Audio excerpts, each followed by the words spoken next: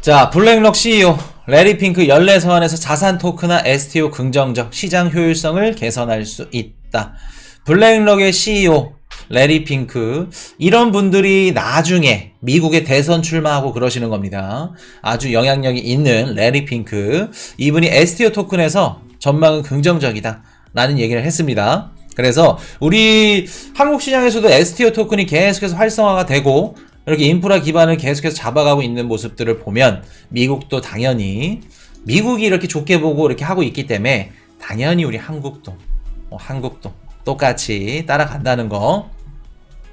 그래서 나중에는 우리 STO 토큰이 괜찮은 이런 코인들 또 말씀을 드릴 수 있는 날이 올 겁니다. 그래서 STO 요거 시장 눈여겨보셔야 된다는 거, 째려보셔야 됩니다. 요거.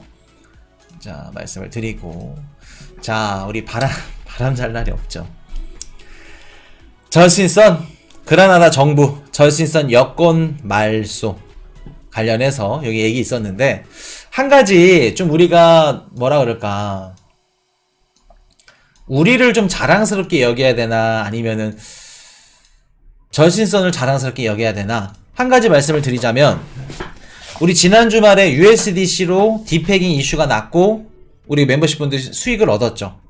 그때 저신선도 똑같이 우리 코인 이슈랑 같이 USDC를 바꿔서 수익을 봤어.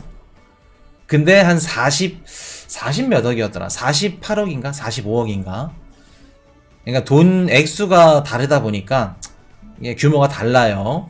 누구는 막 뭐 이틀 만에 한 4천만원 벌어먹고 막 좋아하고 하는데, 누구는 40억을 40억.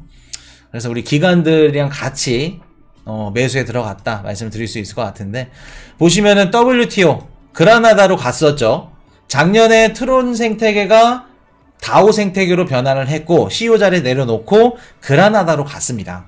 WTO 뭐 그라나다 대사로 간다 뭐 이런 얘기 있었는데, 지금 확인을, 이런 설들이 있어요.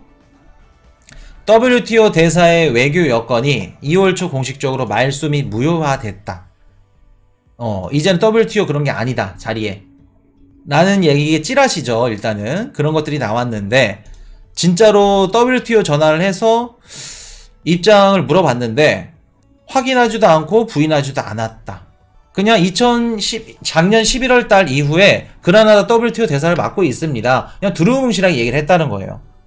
그럼 지금이 아니라는 가능성이 높다는 거죠. 지금은. 자, 그러면 보시면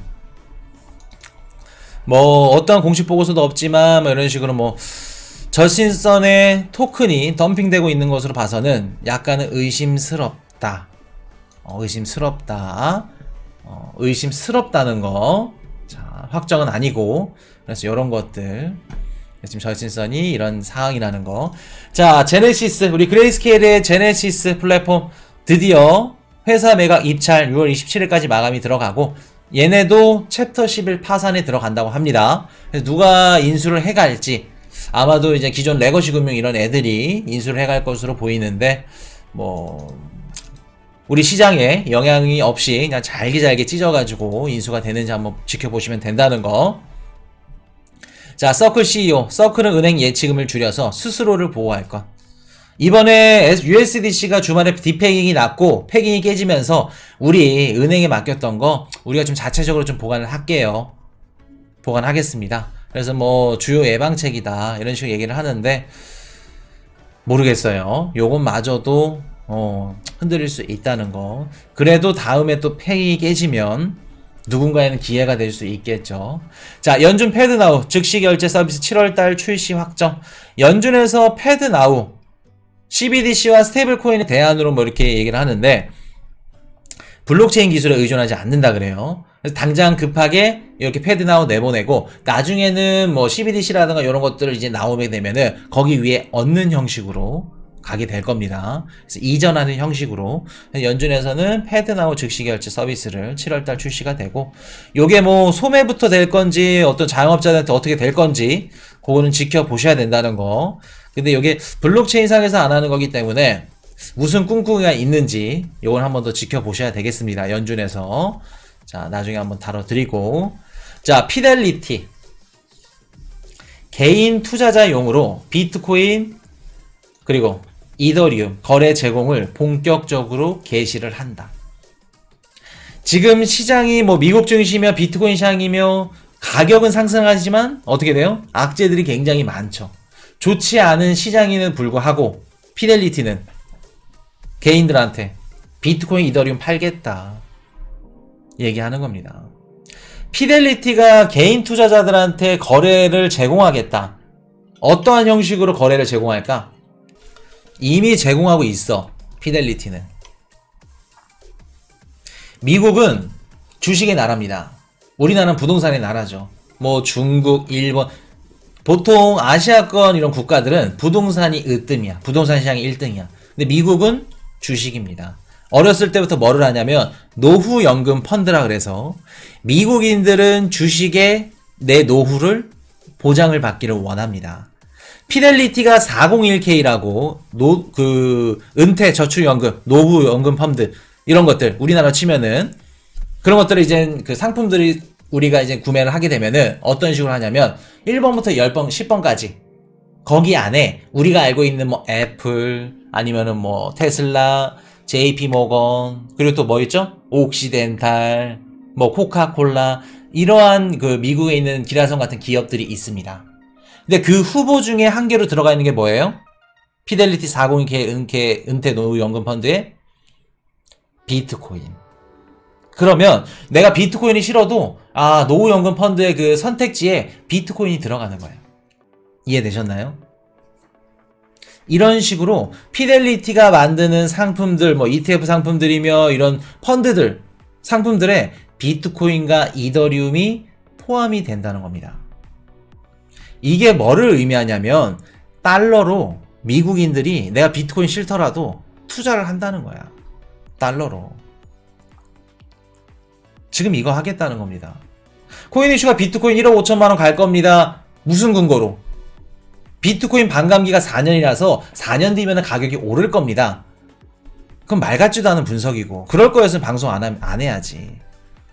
코인 이슈님 앞으로 지금 금리도 높고 유동성이 없기 때문에 비트코인은 가격 안 오를 거예요. 가격이 오를 수가 없습니다. 그분한테 제가 뭐라 그랬죠? 아닙니다. 앞으로 비트코인 가격은 유동성이 결정하는 게 아닙니다. 그럼 뭐가 결정해요? 규제. 라이센스가 결정을 하는 겁니다. 규제가 뭐고 라이센스가 뭔데요?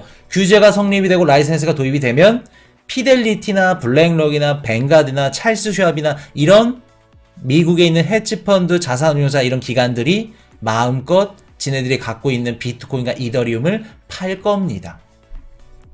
라는 이야기를 드렸죠.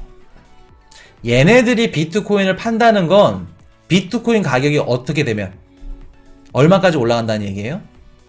우리가 그냥 뉴스 보고 좋아서 비트코인이 막 8천만 원 넘었다더라, 좋다더라, 급등한다더라 그렇게 해서 개인들 들어오는 거 말고 진짜 우리가 알고 있는 기관들이 비트코인 가격을 올린다면, 판다고 하면 그때는 유동성 문제가 아닙니다. 유동성 문제가 아니에요. 자, 그렇게 말씀을 드릴게요. 그래서 피델리티 개인 투자자용으로 비트코인 이더리움 거래 제공을 본격 개시한다. 피델리티는 이미 뭐 2014년도부터 비트코인 채굴해서 갖고 있죠. 몇 개 갖고 있을지 모릅니다. 우리 맨날 기사에서 뭐 코인 거래 고래지갑 3위 막 이거 계속해서 누가 매수했고 매도했고 걔네가 피델리티일 수 있어요. 아무도 모릅니다. 아무도 모른다는 거. 자, 이렇게 말씀을 드리고. Hey, I got a confession. Been losing all momentum. Just because it's easy, well, that don't make it better.